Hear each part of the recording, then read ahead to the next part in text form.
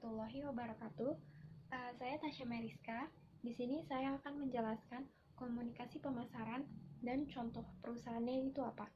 Nah, komunikasi pemasaran itu sangat digunakan bagi perusahaan karena informasinya itu bisa mencakup semuanya dan informasi ini sangat membutuhkan bagi para konsumen karena dapat mengingatkan konsumen secara langsung maupun tidak langsung tentang produk atau merek yang mereka jual.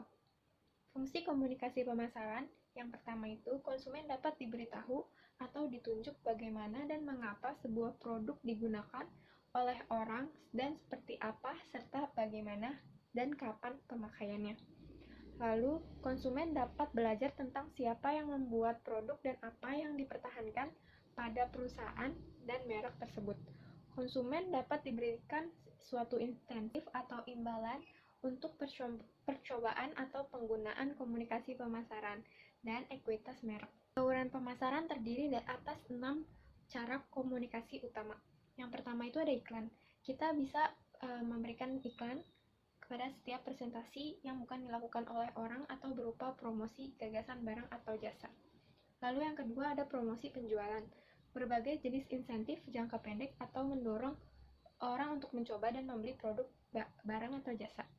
Lalu ada acara khusus dan pengalaman. Perusahaan mensponsori kegiatan dan program-program yang dirancang untuk menciptakan interaksi setiap hari atau interaksi yang berkaitan dengan merek. Lalu ada hubungan masyarakat dan pemberitaan.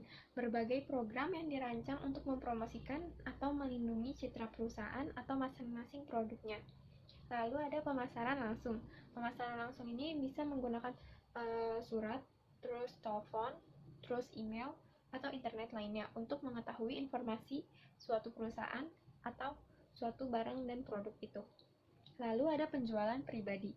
Penjualan pribadi ini interaksinya tatap muka dengan satu atau beberapa calon pembeli dengan maksud tujuan untuk melakukan presentasi dan menjawab pertanyaan yang diperoleh oleh konsumen itu sendiri. Untuk perusahaan yang menggunakan bauran pemasaran komunikasi itu contohnya PT Sostro.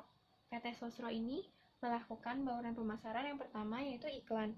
Dia iklan di media sosial, televisi, terus billboard, terus media cetak, radio, dan t-shirt atau kaos atau merchandise yang berbentuk logo Teh Sosro itu.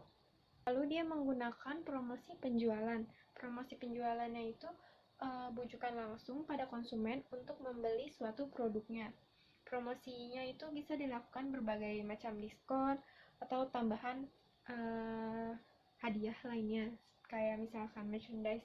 Lalu dia menggunakan personal selling atau penjualan personal. Nah, penjualan personal itu contohnya dia kayak SPG, dia menjual produknya itu langsung kepada tangan konsumen. Dia menawarkannya langsung ke konsumennya dengan secara individu. Ada humas atau hubungan masyarakat atau publisitas.